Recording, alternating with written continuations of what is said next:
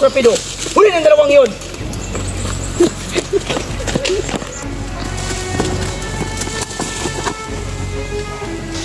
Senyor Ibarra, kailangan natin tumakas. May naisip kong paraan. Papalit lang tayo ng damit upang magkamalan nila na ako si Crisostomo Ibarra. Pero, pwede mo itong ikapahamak.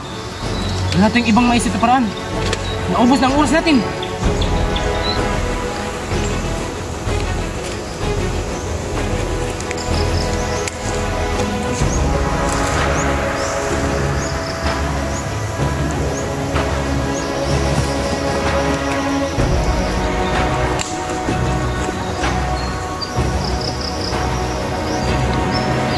Ayun! Huliin sila! Bilisan na natin, Senyor Ibarra!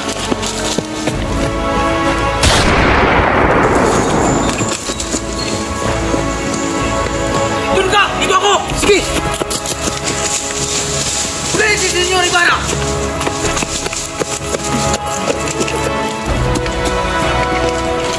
Vámonos! Rápido!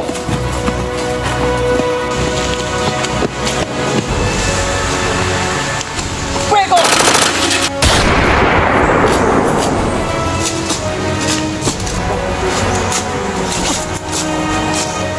Kala mo, hindi kami asintado.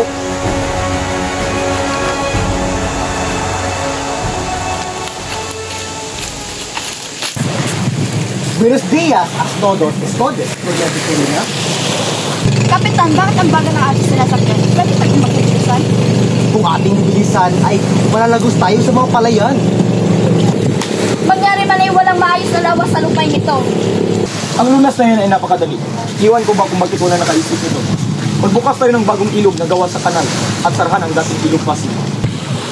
Ngunit Ginoong Simon, saan ka kukuha ng sapat na pundo upang ibang babayan sa mga gagawa?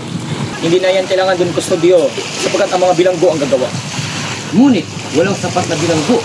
Kung gayon ay hayaan natin ang mga mamayan ang gumawa, bata man o matanda. Ngunit, kaguluhan lang ang madudulot yan. Kaguluhan? Mukhang kayo ay nagkakatuwaan. Pwede ba akong sumali? Ayos lang, Senyor Simon. Naggagalak pa namin. Bueno, baka gusto niya kong samahan sa serbasa. Doon tayo uminom. Umanhin, Senyor. Ngunit hindi kami umiinom ng alak. Hindi umiinom? Sabi nga ni Padre Camora, masama ang puro tubig ang iniinom. Kapatid mo sa kanya na kung tubig na lang kanyang iniinom sa alak, mas ikakabuti pa ito ng lahat. Ang turing sa ating mga Pilipino ay tubig at ang Kastila may apoy. Alam naman din lahat ng pumapatay sa apoy. Ganun ba? Kailan mangyayari ang pagpatay sa apoy? Mangyayari rin yan, Senyor. Batas ito ng kalikasan.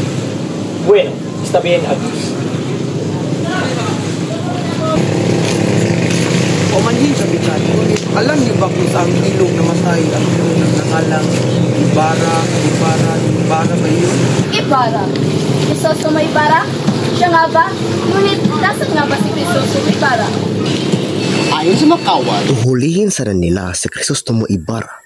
Ngunit dahil sa kanyang pagtangkang pagtakas ay kanila itong binaril at pinatay. Ang kanyang kasama at ang bangkay ni Ibarra ay hindi pa rin nakikita hanggang ngayon. at niyon is 13 taon na ang nakalipas nang mangyari yun.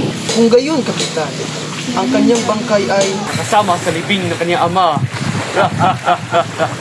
Tama lang yun sa kanya, dahil siya isang bilbustero. Iyan ang tawag ilang murang paglilibing. Hindi nga ba, Padre Camora? Kaya hindi kakaroon ng mga kalibingan ang mga pilibustero ng kanyang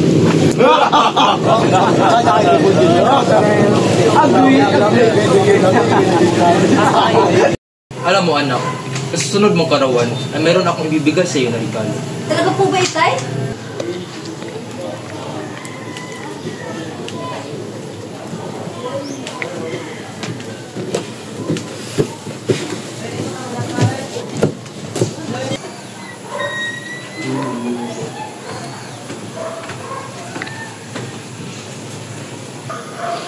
Kabisang Tales, mabuti at nandito ka. Magandang araw, Padre. Anong may tulong ko sa inyo? Kailangan mong bayad sa iyong buwis. Ito ay 200 piso. Tinasabi mo na kailangan ako magbayad sa sarili kong lupa? Sapagkat nagkamali kinupabayad ng buwis sila kalipas na 13 taon. Nagtulungan ko ang mga pulubi upang hindi sila maghirap. at kaya hindi ako magbayad, mapipilit niyo ba talaga ako? Iba ito. Dahil sa iyong pagbabaya, ay sabihin niya dito, wala kang karapatan sa iyong lupa. 200 piso? Abay, napakalaki naman! Sa akin itong lupa! Hindi! Ito ay para sa korporasyon. Lalawan ako! Itay! Itay! Itay! Huliin ang taong yan at gawin niyong kawal. Anong gawin sa akin? Ano? Anak! Ngayon, di magdaan ang aming inihingi. O hindi, papatayin namin ang iyong anak.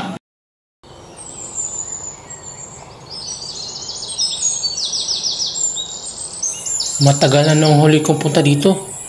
Naaalala ko pa rin mga pangyayari. Parang kahapon lang nangyari ang mga sakit na sinapit ko.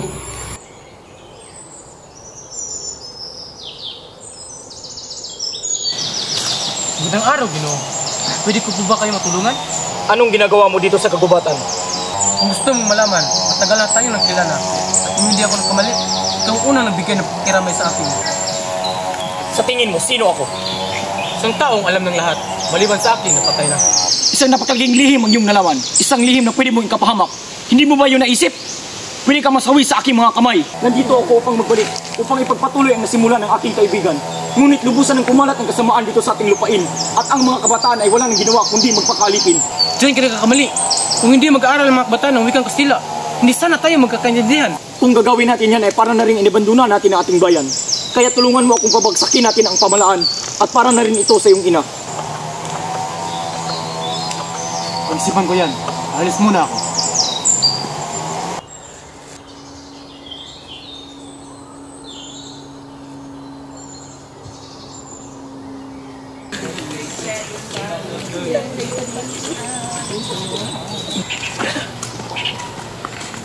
Sadyang wala na talang modo mga kabataan ngayon. Paumanhin po, pero di ba kayo yung dahilan kung bakit nabigo ang plano namin magtatag ng Akademya ng Wikang Kastila? Ako nga, kaya dapat niyo akong pasalamatan. Anong pasalamatan? Balak niyo bang dagdagan ng 40 wika sa bansa? Mas lalong hindi tayo magkakaintindihan. Ngunit kailangan natin ang Wikang Kastila para mapalapit sa pamahalaan. At dahil sa iyo, maudlot ang pag-udlad ng Pilipinas ng 100 taon. Isa yung kamalian. Anong gusto niyo? Patayin niyo yung katauhan? Mas lalo kayong magiging pilay at pipi. Anong ibig ninyong sabihin? Ang wika ang sumisimbolo ng katauhan. Kung wala ito ay para rin tayong mga bangkay at ang bansa ay pwede ring mamatay. Kung ganyan yung pag-iisip ay habang buhay kayong nagagapos sa kapangyarihan ng Espanya at mawawala ang inyong kalayaan. Yan ang inyong paniniwala. Ngunit sa pamagitan lang ito ay kami ay magiging isa. Hindi nyo kami mapipigilan. Nasa amin ang panig ng batas.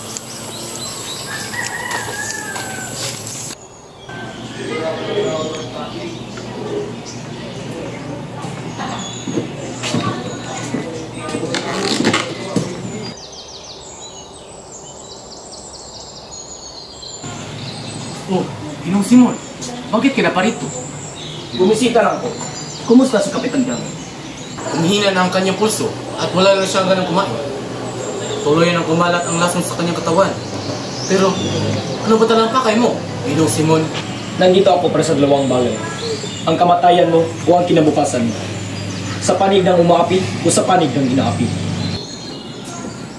Sa panig ng umaapi o sa inapi? Yan, hindi ko alam. Magpasya ka. Kailangan mo na magdesisyon. Sa loob lamang ng isang oras ay magsisimula ng paghimagsikan. At bukas ay wala ng universidad. Wala nang mag-aaral at wala nang magpapakahirap. Ngunit ang paghimagsikan ay pagtitiwakal. Ngunit ang paghimagsikan lang ang tanging pag-asa. Nasa karunungan ang pag-asa. At ang karunungan lamang ang walang kamatayan. Mawalan ka na nga ng prinsipyo at katawan. Nakikita ko sa iyo hindi ka na isang Pilipino. Sabihin mo sa akin, sa katotohanan o kasinungalingan, pumili ka! Iyan ay hindi totoo at mas piliin ko pa rin ang katotohanan. Sige, para na rin ito kay Elias. Pamunahan mo ang hukbo at kunin mo ang taong kilala nating dalawa, si Maria Clara. Pamanhim, Ginong Simon. Ngunit si Maria Clara ay patay na. Namatay siya noong ika-6 na hapon. Ano? Imposible! Hindi ito maaari! Siya ang dahilan kung bakit ko ito pinagplanuhan! Pasensya na po, Ginong Simon. Nangako akong babalikan ko siya. Hindi niya alam na ako ay buhay.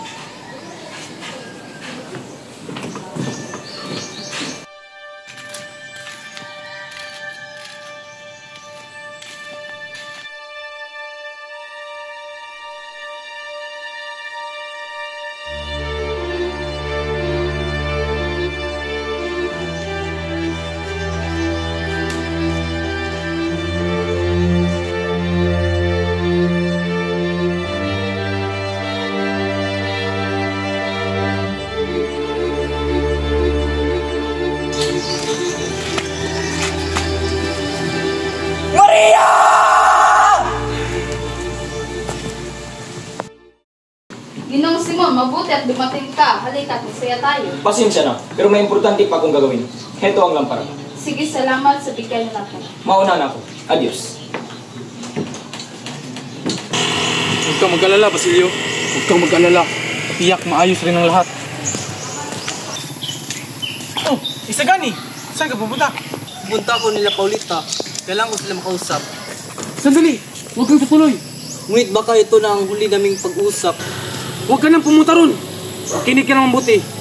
May dinamita na sasabog doon. Kaya utang na loob. Huwag ka nang tumuloy. Ngunit, lilisan siya bukas. Isagani! Binilaan na kita, kaibigan. Nakinig ka na lang sa akin. Pagpalain ka sana ng Panginoong may kapal. Mag-ingat ka. Ito ang lampara na ibinigay ni Ginoong Simon. Ay, sandali! Namatay ang sindi. Huwag kang mag-alala. Madali lang yung ayusin. Teka lang. May sulat sa ilalim. Manny Quezal Pares. Juan Crisostomo Ibarra. Ang biro yan! Ano ba kayo? Hindi siguro yan totoo. Ngunit ito ay galing sa taong matagal ng patay. Pero, ang sulat na ito ay galing kay Crisostomo Ibarra. Huwag niyo nang alahanin. Ipagpatuloy ang kasiyahan. Padre, itaas ang lampara. Isagani! Huwag magnanakaw! Ang lamparang iyon ay isang dinamita! Buhay si Cristo Ibarra! At pinagmamastan niya lang tayo! Ngunit paano siya nabuhay? Alam ko na. Si Simon ay si Crisostomo Ibarra. Si Simon! Sa taksil! Huli na at hanapin ang Simon na yan! Ayaw ng udyat! Sugod! Sugod! Fuego! Si Kapitan!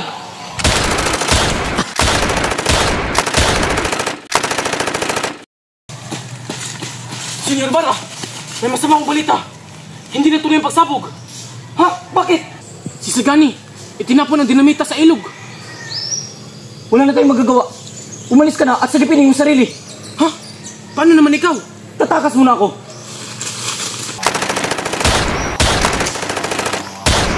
Para sa bayan!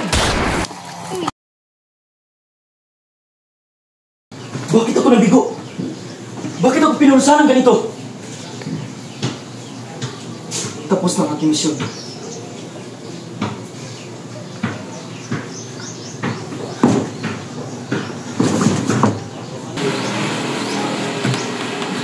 Sino Simon?